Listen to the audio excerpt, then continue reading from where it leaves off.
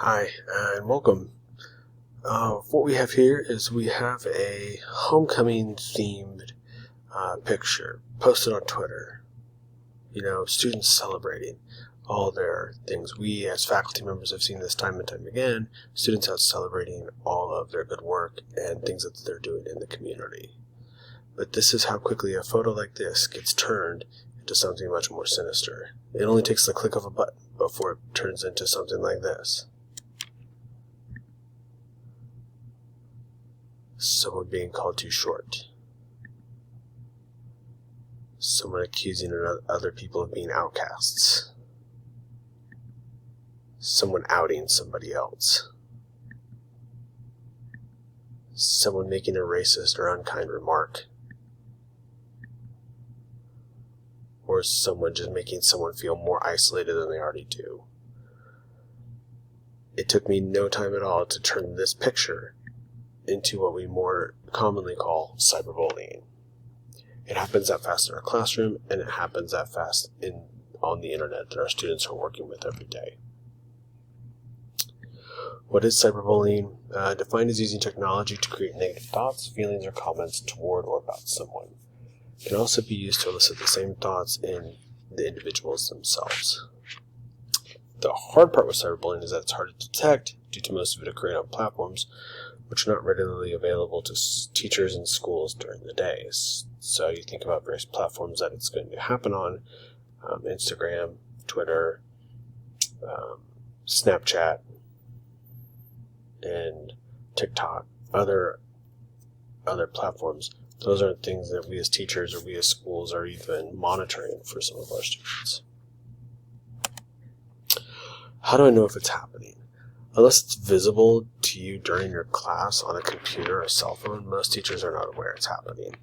Personally, I've seen it happening from even the airdropping of photos during class. So students would snap a picture or have a picture already on their phone that gets airdropped and drawn up the way I did the picture right at the beginning of this presentation. It doesn't take long to do before it becomes cyberbullying. According to the First Guide site, Instagram is the leading social platform for cyberbullying. However, it's reported on all major social media platforms. So, from a teacher, what can I look for to know that students are being cyberbullied?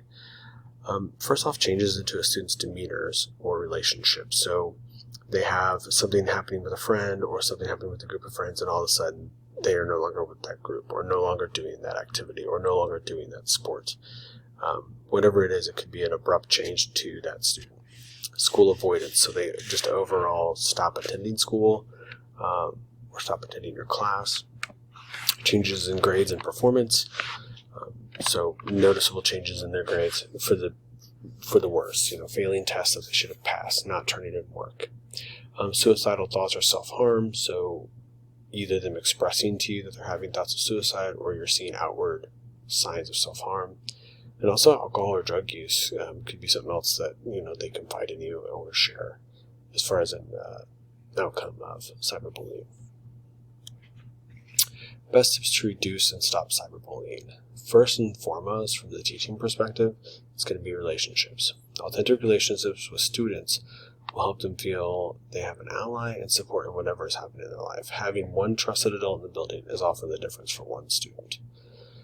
So having that relationship with a teacher or finding that one person that they can talk to or connect with will often help a student report or maybe avoid. Either report cyberbullying or avoid cyberbullying. As teachers, we can also demonstrate the permanence and influence of the online presence. So this can be done through advisory lessons or homeroom type lessons or seminar lessons, whatever maybe your school has. Also, it's a great time through an ELA or social studies class where you can do examples of the permanence of an online presence.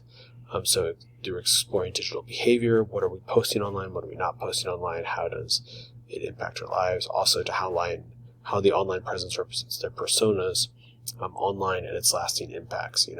10 years from now when your memory pops up on your social media or whatever it is this the memory you want? And also teaching students how to manage online feedback. There are things called trolls, and those people, their whole goal in life is to elicit a response or to get into a argument, or to get this other person's goat, if you will. And so really trying to weed out who is there to support you, who is there to knock you down, and discerning, like, you can block that person. You don't have to follow that person. So managing that online feedback is also another good way to stop cyberbullying. What do I do if I suspect or know of cyberbullying? If it's reported to you, the first thing you need to do is listen. Listen to the student. Gather as much data as you can, as much as they're willing to share at that time, and then share it with administrators and counselors. If you suspect someone is a victim or offender, so maybe it's not being reported to you, but you know someone who's participating in cyberbullying or is a victim of cyberbullying, then you should report it to administration. Most of the times those are happening.